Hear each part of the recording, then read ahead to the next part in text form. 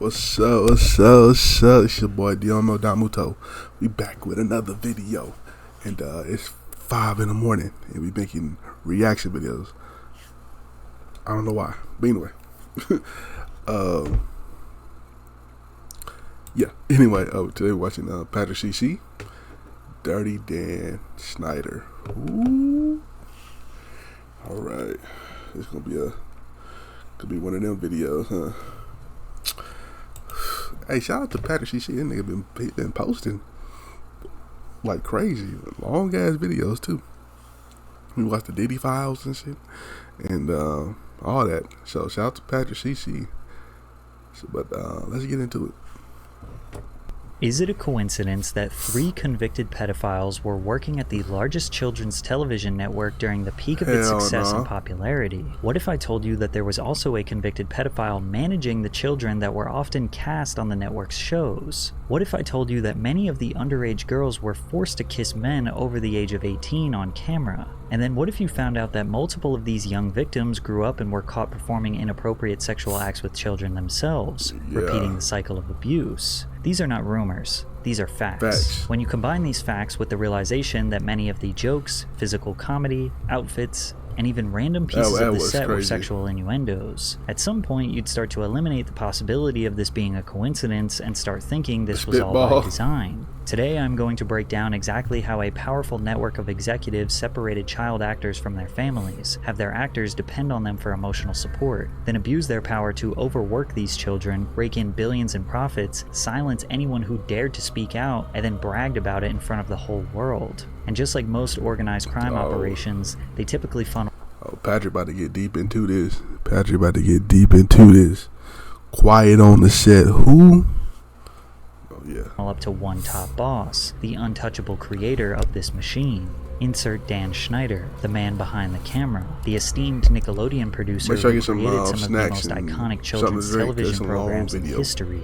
At the end of the day, I love it when the cast gets sassy with me because I get to write all the scripts with some very talented writers, but I can put them in any horrible predicament I choose. Dan Schneider was a child actor himself, most notable for his role as Dennis on Head of the Class. During this time, he and his co-star Brian Robbins became great friends. The pair were later asked to co-host the second annual Kids' Choice Awards by a Nickelodeon producer called Albie Hecht. The 3 men struck a friendship and frequently discussed creating a project together. By 1993, Hecht had become a high-level executive at Nickelodeon and challenged Robbins to pitch him a children's television series that their new production studio could pitch to Nickelodeon. At the time, Nickelodeon was not yet the powerhouse it would become. The network struggled to become profitable in the 80s as they were losing millions of dollars per year. One year, they were actually the lowest viewed network out of all US cable channels. Early 90s cartoons like Doug, Rugrats, and Ren and Stimpy were allowing the network to pick up higher viewership, but their live-action shows struggled. So Brian recruited Dan and they came up with a sketch comedy show like Saturday Night Live, but for children, called All That. Dan wrote in his personal blog, "We did a nationwide talent search and got very lucky. Every kid we ended up hiring for the original All That cast turned out to be fantastic. Josh Server, Kenan Thompson, Kel Mitchell, Katrina Johnson, Lori Beth Denberg, Angelique Bates, and Alyssa Reyes." Dan recalled that the show didn't test well and that the network felt like kids wouldn't like a sketch comedy show, but they took a chance on him and the show immediately became a huge success for Nickelodeon as soon as it aired. All That would go on to have 10 seasons and become one of the most culturally significant teen Nickelodeon shows of all time. Imagine how proud the executives were of Dan's performance. They were finally getting the big break they needed, and Nickelodeon was coming closer to becoming a profitable network. The only thing that could ruin their momentum would be some sort of scandal or reports of child abuse. And that's exactly what happened, according to Angelique Bates, who was only 12 years old when the abuse began. But first, a quick word from today's sponsor,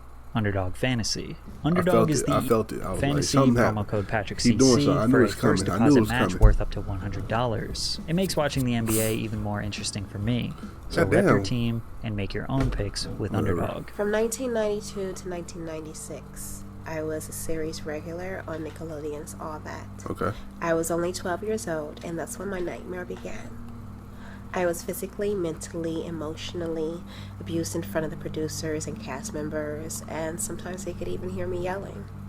But nothing was done to help me until approximately 1996 when CPS was called.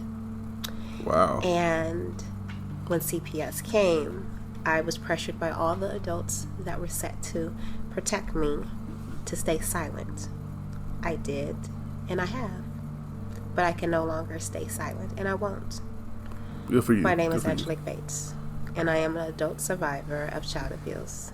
And this is my story. Angelique is the first known survivor who has spoken up against Nickelodeon's corrupt practices, and her story is extremely important because it also highlights the parents' involvement in such abuse. Angelique recalls Nickelodeon producers being upset that her mom was constantly supervising her. They started having a bull's eye for her, was that she was one of the They parents were worried about that parents on was set. not That was going to leave weird. me unattended on set because by law, parents are supposed to be there.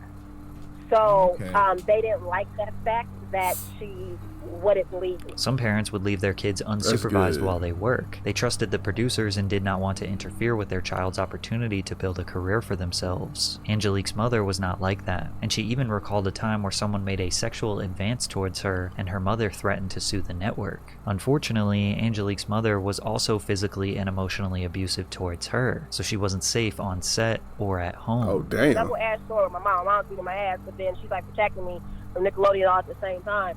Like, she blocked all that.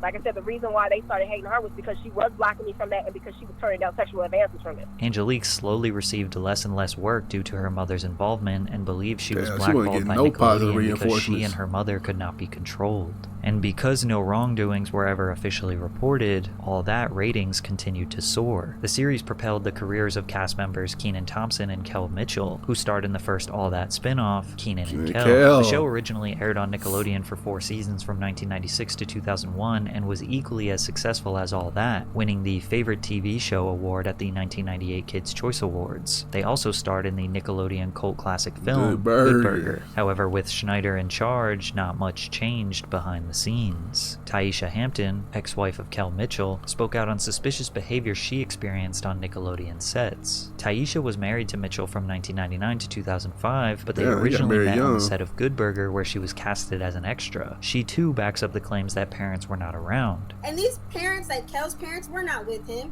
All these parents of the kids on the show, their parents were not with him. Separate the children from the parents. That seems to be a theme with Nickelodeon. There are 2 main reasons why they likely did this. Firstly, it seems like Nickelodeon was trying to take advantage of loose child labor laws in Florida, where the shows were filmed. According to the 1998 Florida Child Labor Code, minors aged 15 and under could work 40 hours per week as long as it was during a holiday or summer vacation. 16 and 17-year-olds who graduated from high school or had their GED did not have to abide by any work hour restrictions. A school superintendent could also issue a waiver of hours, and there is no law that specifically states a parent must supervise their kid while their child is working. However, regardless of what the code says, child labor experts say the laws were rarely enforced or penalized when there was a violation. In 1992, Jeffrey Newman of the National Child Labor Committee said that child labor today is at a point where violations are greater than at any point during the 1930s. One report found that the average business could expect to be inspected once every 50 years or so. Inspectors spend only about 5% of their time looking into child labor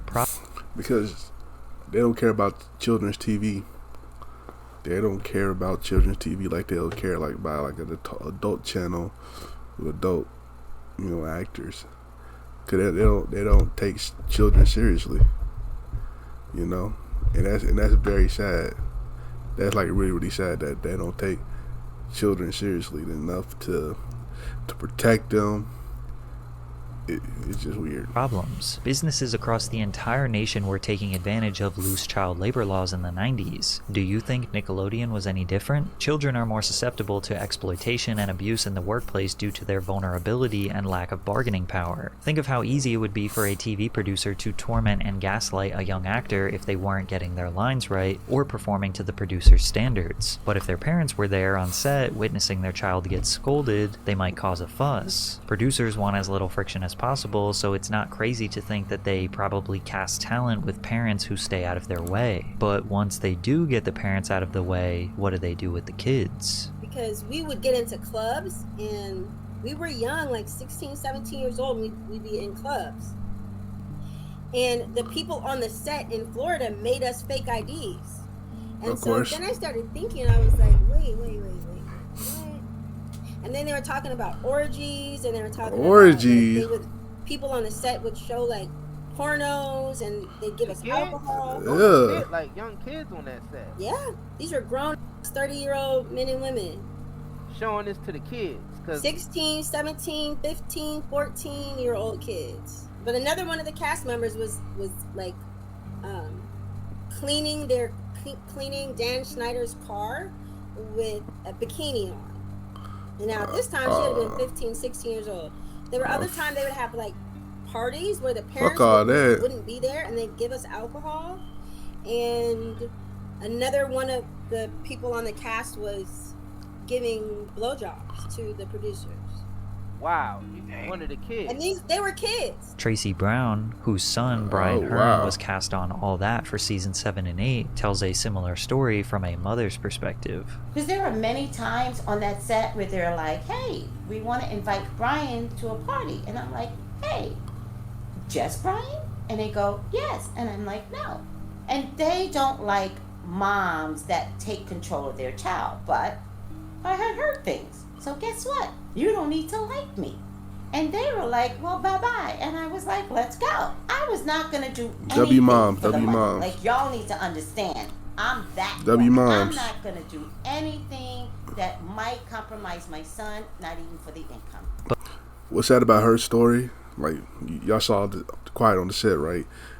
That they let her son go from All That or whatever, and that caused a rip between him and his mom, because they thought his mom was just this big problem on the set, right? But really he was just protecting her son, and that caused a rip between mother and son.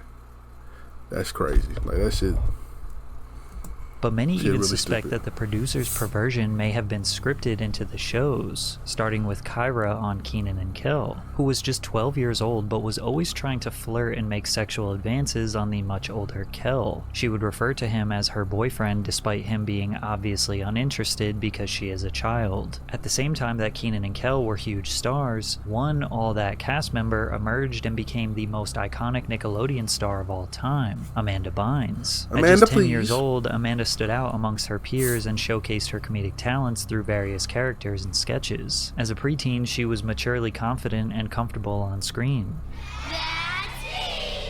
According to Leon Frierson, who was cast on All That since season 1, Schneider showed clear favoritism for Bynes. We had to go to school on set. There would be times when Amanda would just be missing, he recalled in the docuseries. A lot of times we would hear she would be with Dan, pitching ideas and writing. We see them grow closer to each other on set. He continued, Amanda Bynes' parents were very hands-on in her career, specifically her dad. His presence was always felt. A big part of that was his relationship with Dan Schneider. Like we said before, hands-on parents were not wanted on Nickelodeon's set. That is, unless they are bending to the interests of Dan Schneider. Despite the favoritism, Dan never planned on giving Amanda her own show because he claims he never wanted to be on children's television. He initially created and helped produce a series called Guys Like Us for the United Paramount Network at their primetime 8 p.m. slot. Guys Like Us revolves around two young men, Sean Barker and Jared Harris. The pair are forced to look after Jared's 6-year-old brother Maestro, who comes to live with them after Jared's father accepts a job opportunity overseas. Why don't you go wash your hands? They're clean.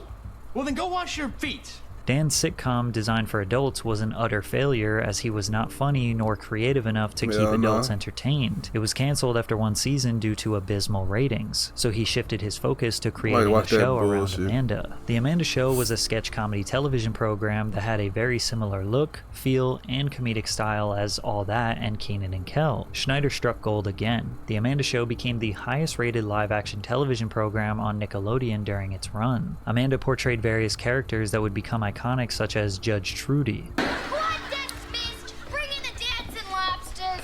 Crazy Courtney, and Amanda's obsessive fan. It's crazy. I don't realize how old these shows are, because now that I think about it, I was watching reruns of these shows because I was born in '98, and like I said, this show ran from '99 to 2001. I definitely wasn't watching this show when I was fucking 2 or 3. I was watching reruns at 5, 6, 7.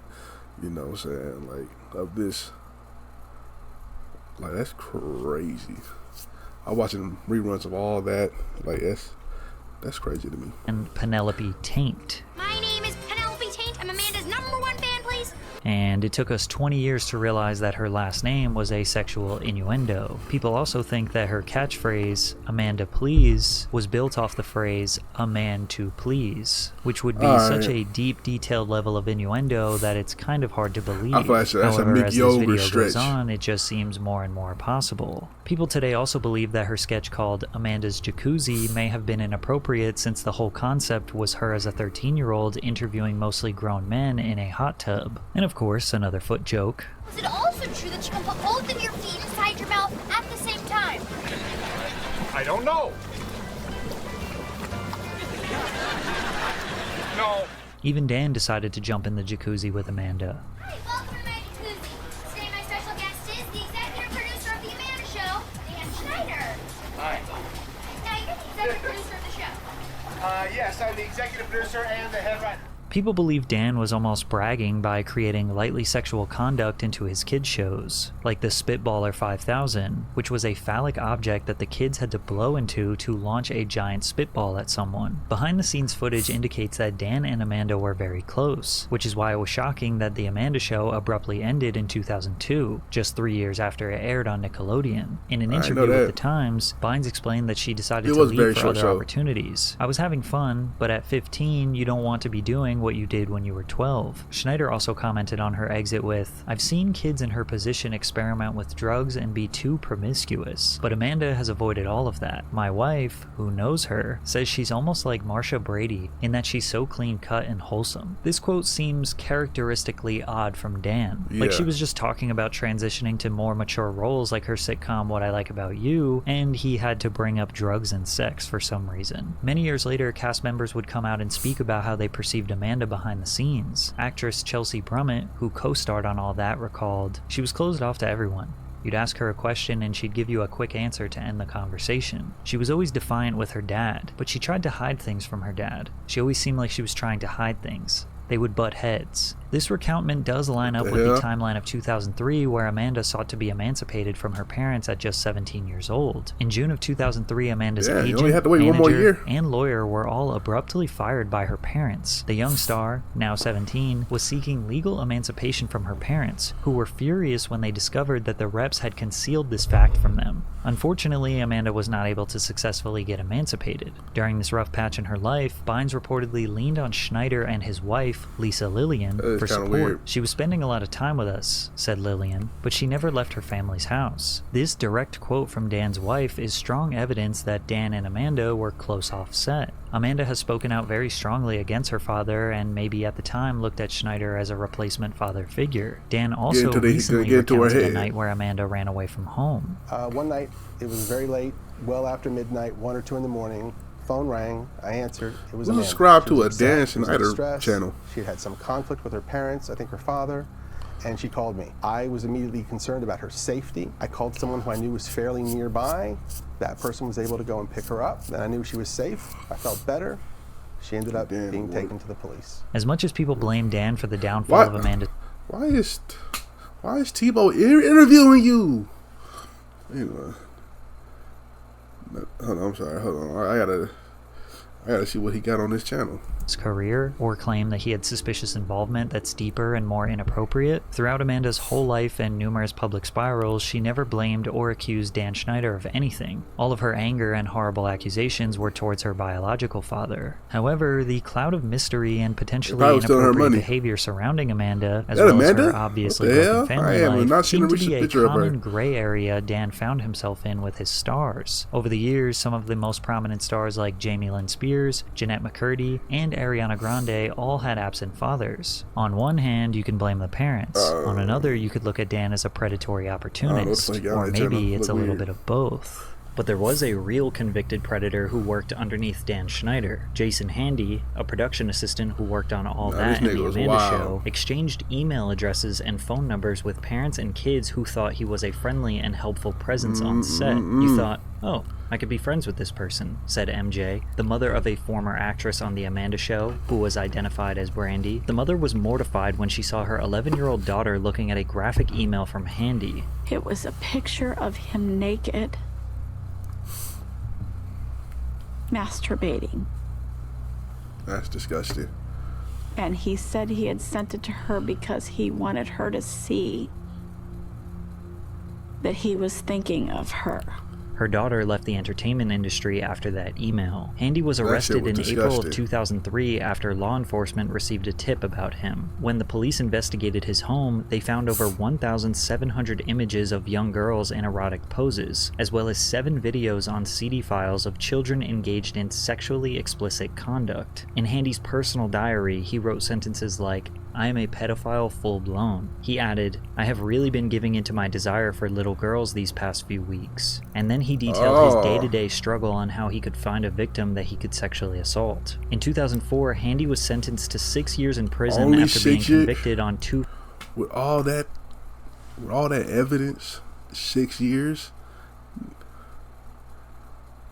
All that evidence he had on the computer, he had DVDs. He's sending fucking pictures and videos on email, like, only 6 years. That's... OJ got 10 years for robbing niggas. What? 6 years? 2 felony counts, one of lewd acts on a child and one of distributing sexually explicit material by email, as well as on a misdemeanor charge related to sexual exploitation of a child. Many of you are probably thinking 6 years is not enough, and surprise surprise, he got out and in 2014 committed 2 other felony sex offender violations with a child. Allegedly, Handy's case prompted Nickelodeon to toughen its background checks for all employees, trying to prevent this from happening again. Yet somehow, this was not even close to the last time a pedophile would infiltrate Nickelodeon's network. Actor Drake Bell formed a bond with the dialogue coach Brian Peck during the 2nd season of The Amanda Show. Peck, who has no relation to Drake's co-star Josh Peck, would invite Drake to his house for acting lessons. These lessons were supervised by Drake's father, Joe, who was told that Brian Peck was a skilled coach who would help Drake secure more acting opportunities. However, over time, Joe became uncomfortable with their relationship. And unfortunately, I started seeing Brian start to just hang around Drake too much,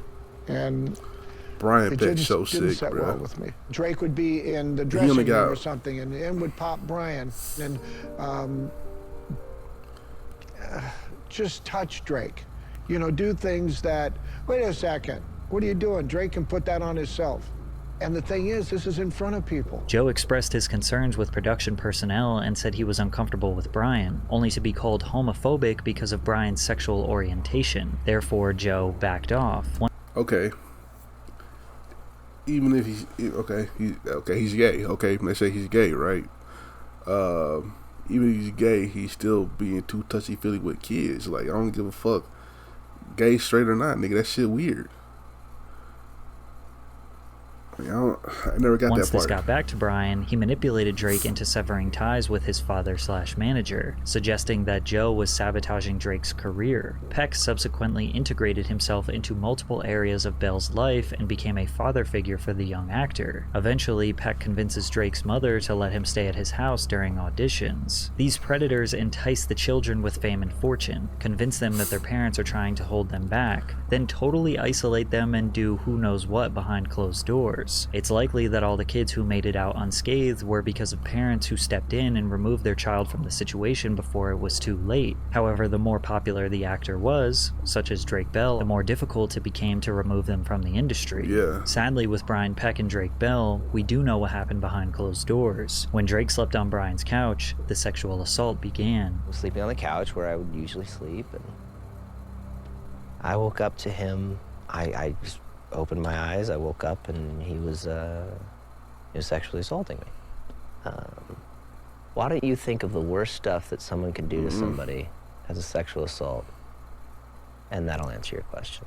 Drake wouldn't tell anyone for several months. The abuse persisted until Drake began spending more time at a girlfriend's house. One day, when he was supposed to meet with Brian, Drake said he did not want to hang out. Brian then started calling his phone nonstop. When Drake failed to answer, Brian obsessively started calling his girlfriend's house, which is when the girlfriend's mother suspected something was wrong and took Drake to her family therapist. He later detailed the abuse to his own mother, who called the police. I had to be excruciatingly detailed about every single thing and time that it had happened with two absolute strangers. The worst part was I had to make a phone call to Brian and get him to admit to what he'd done. The police monitored a wired phone call with Brian, who broke into a full-on confession that led to his arrest. The investigation was conducted privately, and Bell remained unidentified to the public for several years due to his age at that time. Drake did tell Dan Schneider about this situation right before the trial.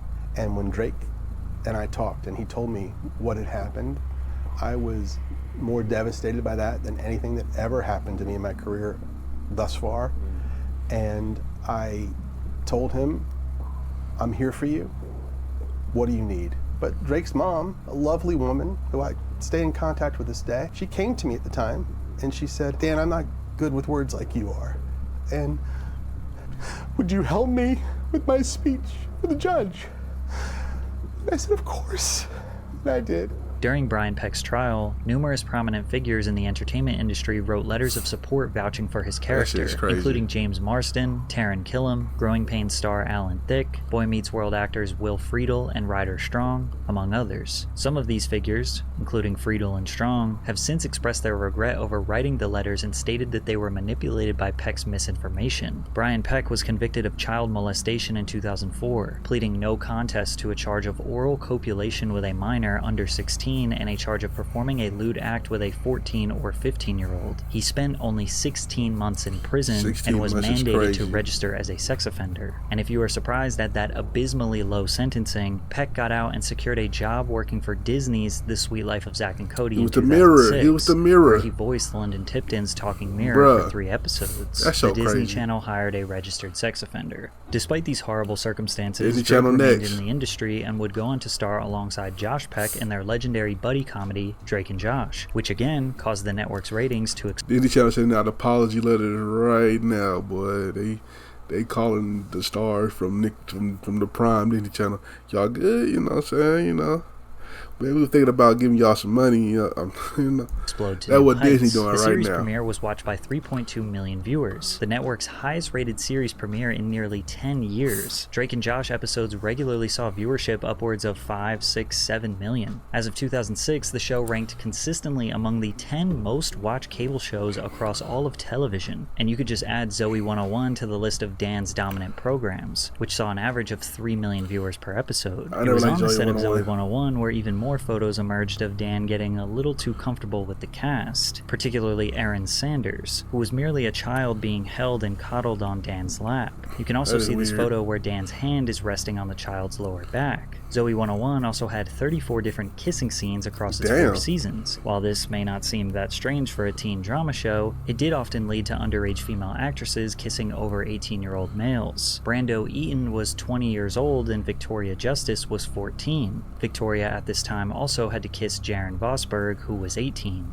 And get this, happened a lot in 12-year-old Jamie Lynn in Spears movies, too. had to kiss 22-year-old Justin Timberlake on the set of All That, and Justin dated Britney Spears, which is Jamie's sister, 3 years earlier. Also, this Zoe 101 scene resurfaced recently, and many believe it to be a sexual innuendo. Spears' co-star, Alexa Nicolas, recalled Dan making a crew member squirt the syringe of goo at Spears over and over again. It's also important to remember that all of the information that you now know from this video was totally unknown by the public at the time. All the allegations and predatory behavior was all silenced before they could ever reach headlines. Barely any media outlets were reporting on why pedophiles were allowed to work on set. Survivors were scared to speak their truth, and even if they wanted to, they would have to go through a publicist or rely on a potentially corrupt media outlet to tell their story the right way. All anyone saw was the final product on television, so we assumed everything was consensual and safe and approved by people who had the best interests of the children in mind. even if the network was suspicious of Dan and his production staff, which they weren't, they were going to do anything and everything to protect his reputation because Nickelodeon was red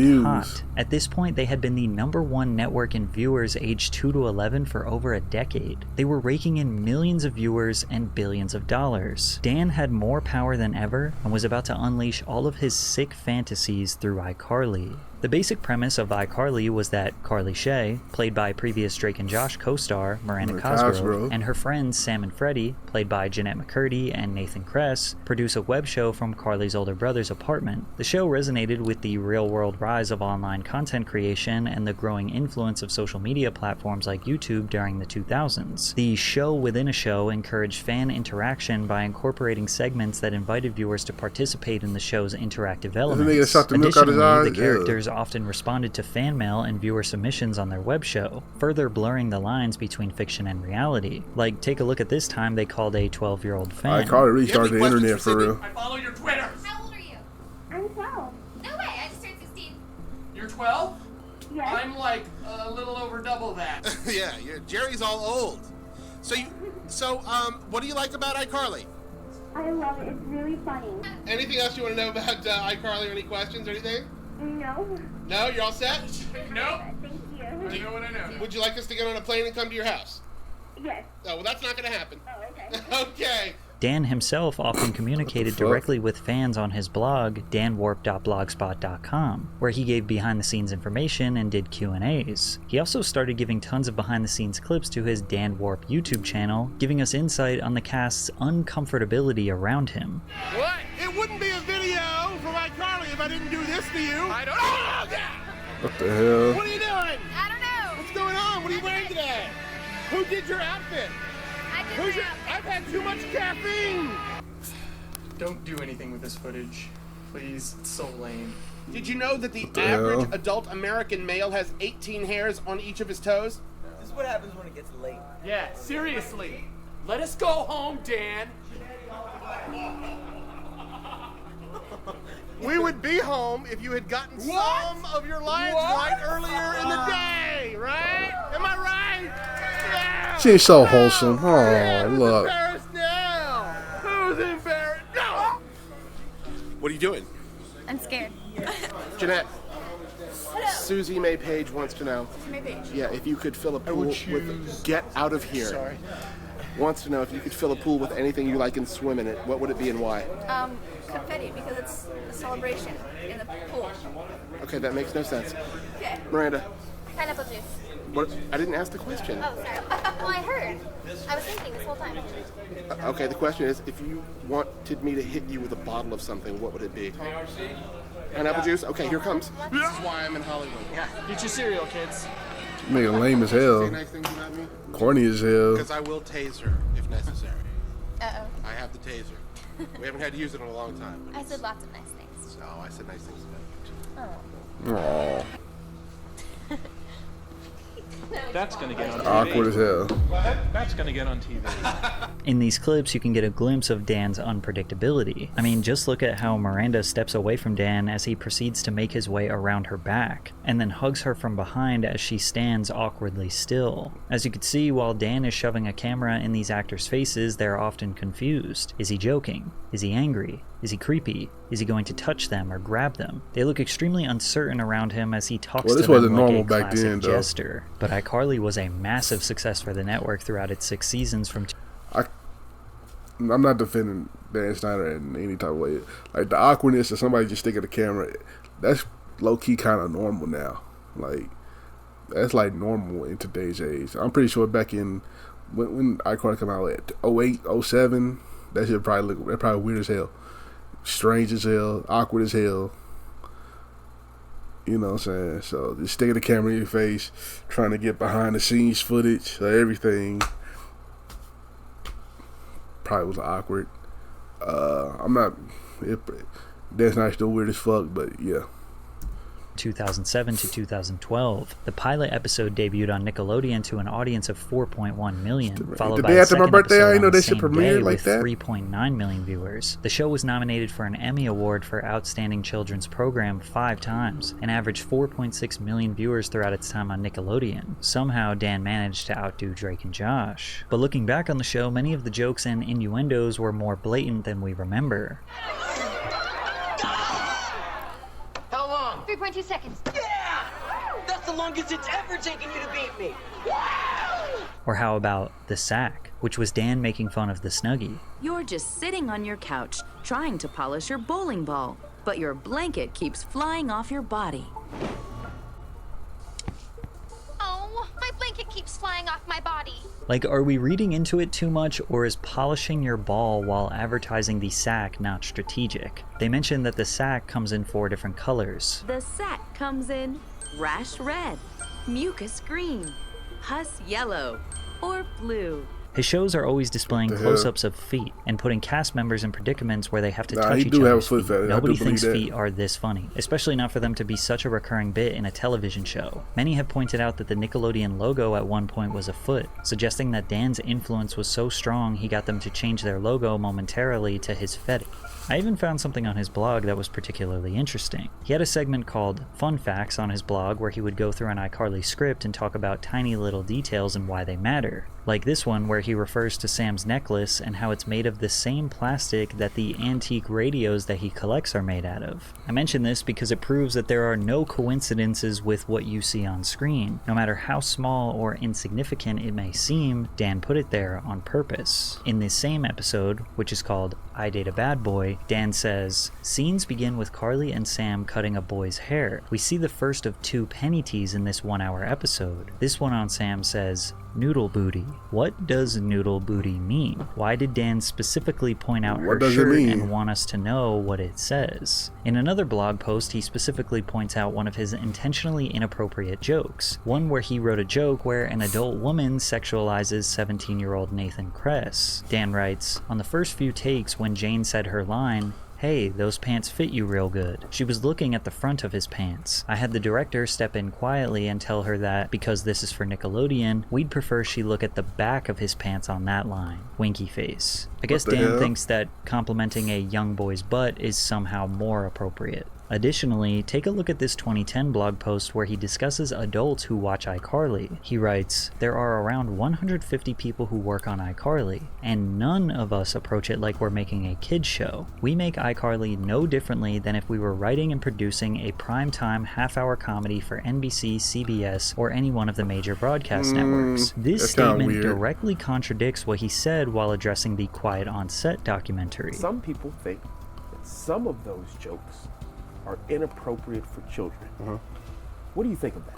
Every one of those jokes was written for a kid audience because kids thought they were funny and only funny.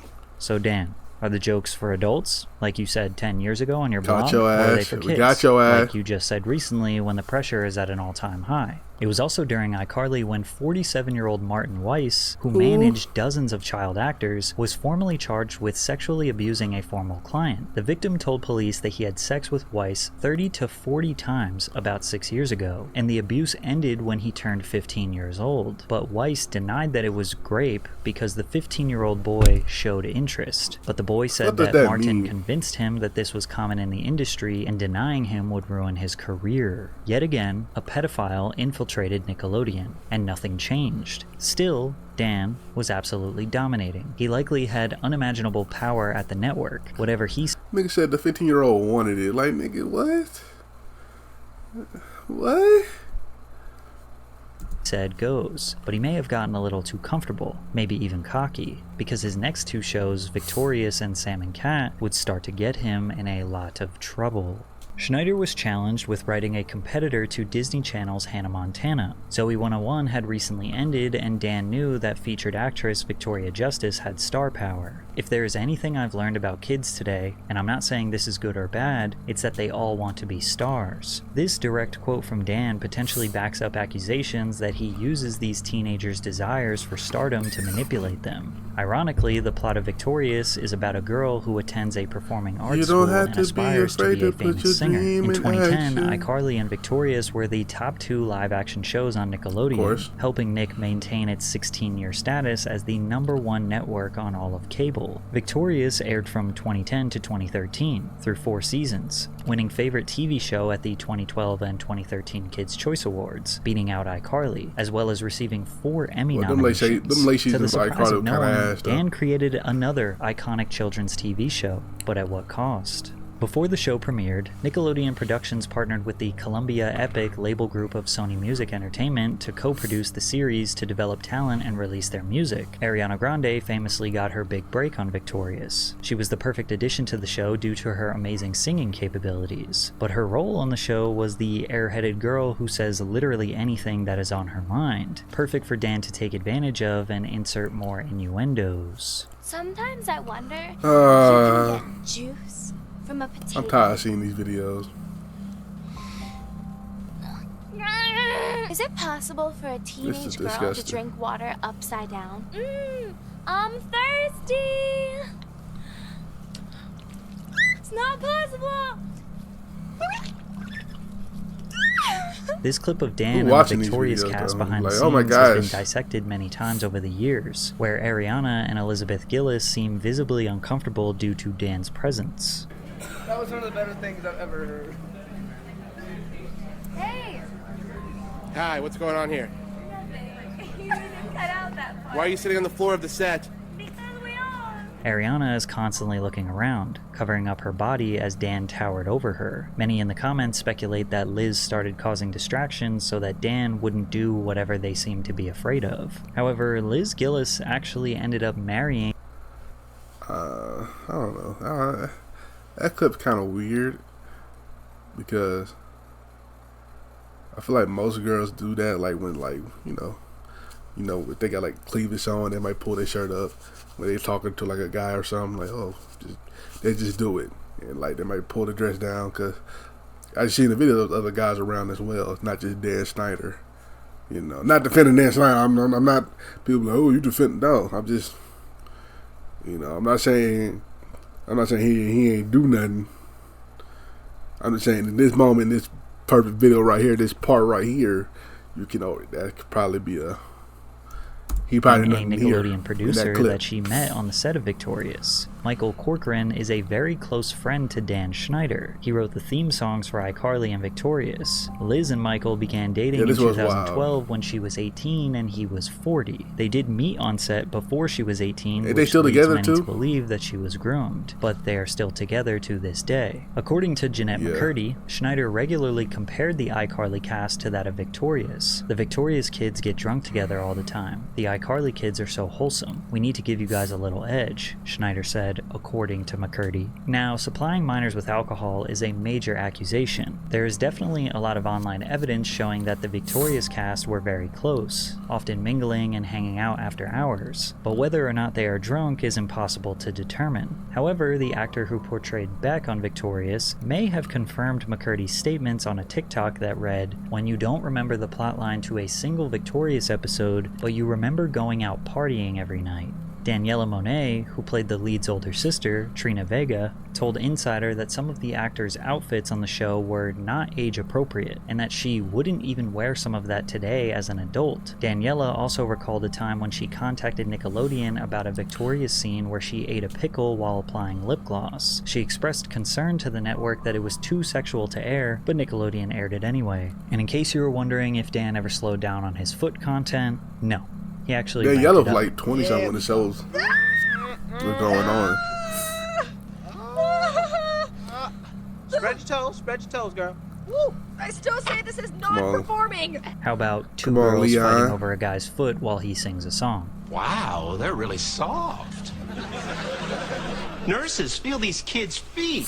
But it was around 2012 and 2013 when people online finally started to question what was going on at Nickelodeon. I believe it was due to Amanda Bynes' very public downward spiral. It was around this time she made headlines for her first DUI, assaulting a member of the paparazzi, being seen in public looking disheveled and distraught. Then she was evicted from her New York City apartment, and she got some strange dimple piercings and even posted lewd photos that were not very flattering. In short, people were saying that she she was going crazy. And naturally, they started to question the children's television industry that she grew up in. An infamous blind item appeared on the Crazy Days and Nights blog of someone trying to warn the public about Dan. He's a monster, the worst predator alive. And if you wonder why nobody will confront or charge him, he's in charge of multiple hit shows for Nick, which rakes in oceans of money. What about the parents? No tweener parent who shoved their kid into the limelight from birth is going to cross him either, and risk career suicide and loss of revenue, no matter how bad it F's up the kids. It was also around this time that a Redditor alleged that Dan offered them $100 to tickle their feet while on set of one of his shows. Now, none of these claims were backed by any real or substantial evidence, but it did get people talking. Media outlets finally began speaking out, questioning the intentions of children's TV, specifically pointing to the sexual nature of Victorious. Those designer threads often have an adult sexiness that unsuccessfully straddles the line between tasteful and trampy. While guys are allowed to be quirky and weird-looking, girls are uniformly cast from the same Bratz doll mold. Meanwhile, you had Dan posting things on his blog like, "But what Kat does in this scene is a special variation of the spit take, where the liquid just falls out of her mouth. Yes, this is what I do for a living. I analyze the various kinds of spit takes. Not a bad job." Smiley face. After this quote from Dan, we now know that this photo, which is on the official Zoe 101 IMD page, showing Victoria Justice with spit falling out of her mouth, is probably his creation. You also had people in the early 2010s analyzing his old tweets, ones where he was constantly talking about people's feet and toes. "This toe belongs to one of the stars on one of my shows.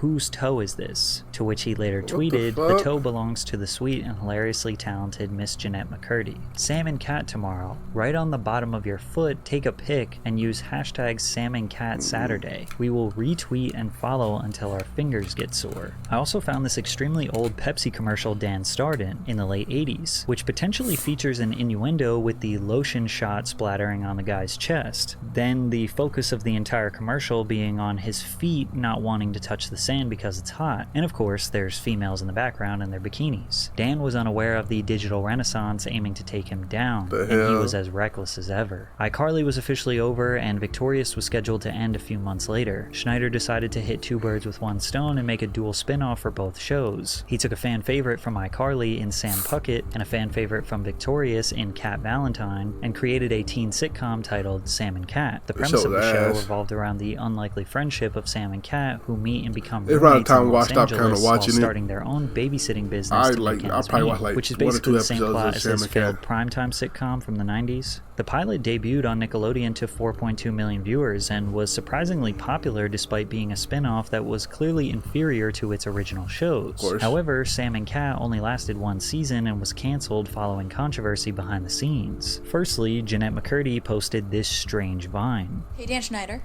I know you're watching my Vine. Do you like my Vine? Vine. Vine. Vine. Look what you've done to me." Considering she would speak out against him 10 years later, we now know this was not our imagination. He was really making her crazy. In her 2022 memoir, I'm Glad My Mom Died, McCurdy detailed her childhood and how her mother, Deborah, forced her to become a child actor. Schneider was also mentioned in the memoir solely as the creator, who McCurdy claimed created an unsafe work environment, frequently subjecting the cast and crew to emotional abuse. When Jeanette turned 18 and iCarly was coming to an end, the creator allegedly dangled the opportunity for Jeanette to have her own spin-off. She wrote that the creator took her out to dinner, where he encouraged her to try alcohol for the first time and gave her a shoulder massage. The creator is doing that thing that I've heard from my co-stars he does with every new star of a show that he's making. He takes you under his wing. You're his favorite. Additionally, there was a feud between Ariana and Jeanette brewing behind the scenes. On Jeanette's podcast, she discussed her time on Sam and Cat, revealing that she was jealous of Ariana Grande because executives allowed her the opportunity to pursue other business ventures while restricting McCurdy's career advancement. That's crazy. Every time something exciting happens to her, I feel like she robbed me of having that experience myself. And every time someone calls me a good sport, all I feel is how much I don't want to be one. Ariana misses work in pursuit of her music career while I act with a box. I'm pissed about it, and I'm pissed at her, jealous of her. In case you're wondering, one episode of Sam and Cat was based around Cat getting trapped in a box, and Sam spent the whole episode trying to get her out. The writers had to come up with an episode without her her because Ariana was busy with her music career and couldn't film. This show getting canceled after one very successful season was likely due to this feud, but I'm sure Dan's behavior towards Jeanette and Ariana made it easy for them to sever ties with Nickelodeon. This basically marks the end of Dan's dominance at the network. He was recognized for his 20 years of work at Nickelodeon with their very first Lifetime Achievement Award in 2014. For the few online that were aware of the rumors surrounding Dan, this award rubbed them the wrong way. Slowly in 2014 and after, we saw more media coverage pointing out inappropriate moments in his shows. But again, the masses, the general public, had no idea what he was doing.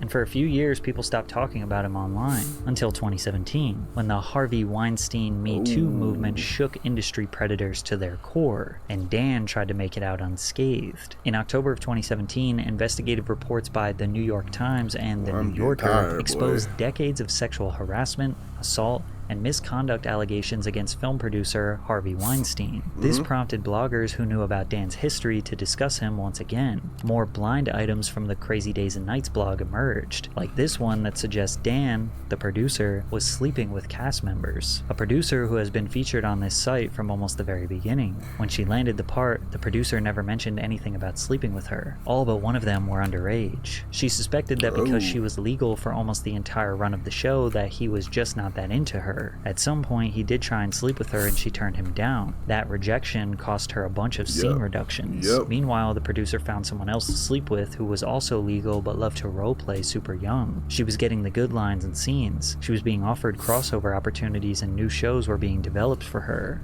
And again, this could just be people spreading lies, but now the pressure was on, and Nickelodeon, Dan Schneider, they could feel the heat. Websites like The Revenge of the Sis became fully dedicated to exposing the creepy nature of the Nickelodeon network. Coincidentally, as the pressure was at an all-time high, Nickelodeon cut ties with Dan Schneider in March of 2018 and paid him the $7 million still owed on his contract. They claimed this separation was a natural next step and they are proud of the work he did for Nickelodeon. Deadline Hollywood reported that there had been complaints about Schneider's alleged behavior, including his well-documented temper issues for years.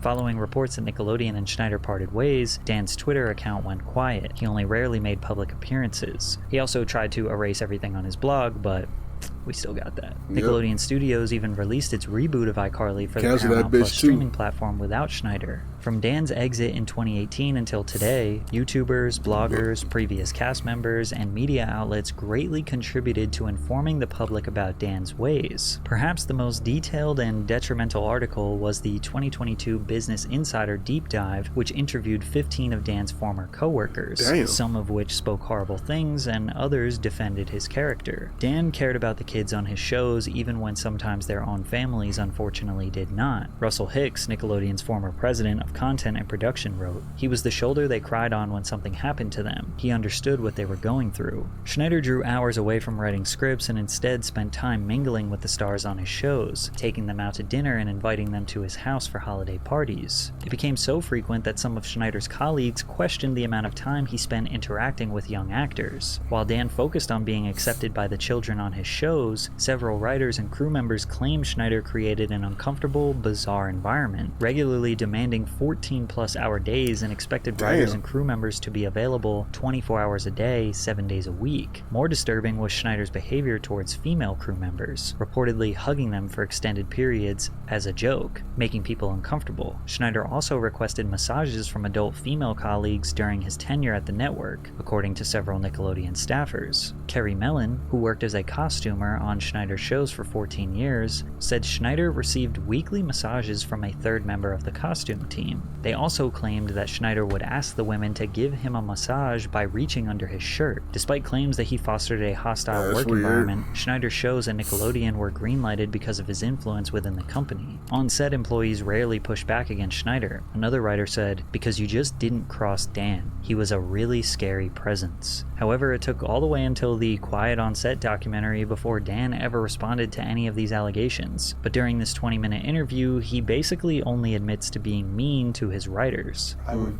snap at people sometimes. I would be snarky when I could have given them a nicer answer.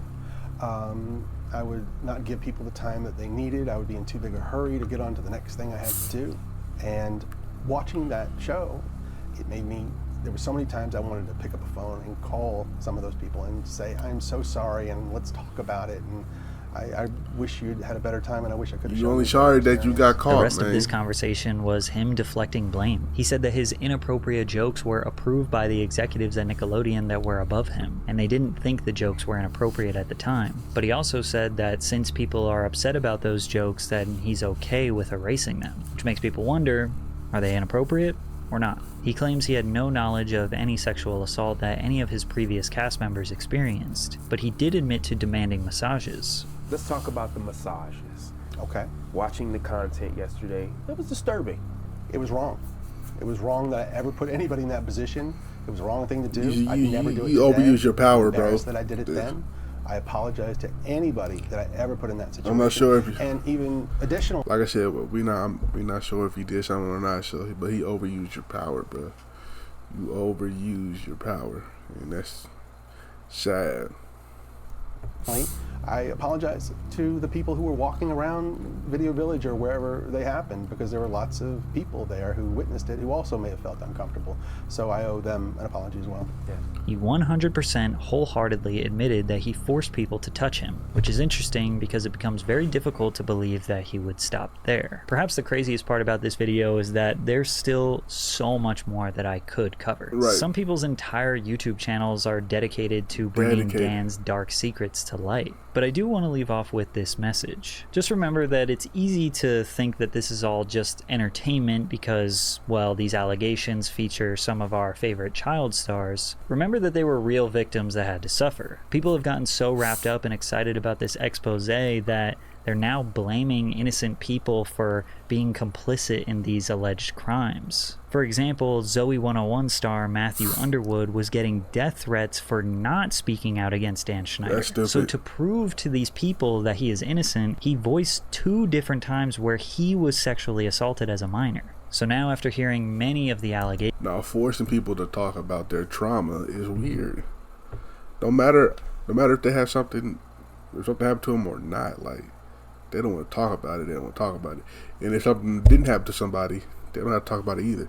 They ain't gotta come out and have a statement about what they saw, what they heard. Like, they don't, like, it's not their job to do that.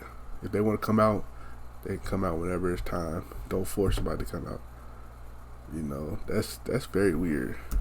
The rumors, the testimonies, the convictions, the confessions surrounding Dan Schneider's time on Nickelodeon. Is it all just a coincidence, a conspiracy, or a calculated crime conglomerate? Man, that was a long video, bro. Fuck. I was playing. Shout out to Patrick CC for this video. Patrick CC, you been on it, man. But yeah, at the end of the day, man, Dan Schneider, you weird motherfucker. Whew. Luckily, they said bad things about you in this video in the quiet on the set, and I don't know if they're holding back or nobody got that real juicy shit on you. We don't know. We never know. You know. I don't know what Amanda Bynes might say some shit on you. I don't know, but yeah, you overuse your power. You overuse your power, and that's sad because you made banger ass shows, man. I'm gonna give you your credit on the show. You made some banger ass shows, but yeah, you just overuse your power, man. And I believe that, you fed your ego for a very long time, and yeah. Anyways, shout out to Patrick CC for this video. Check out the last video right here. Check out another video right there. And I'll catch you next time. Peace.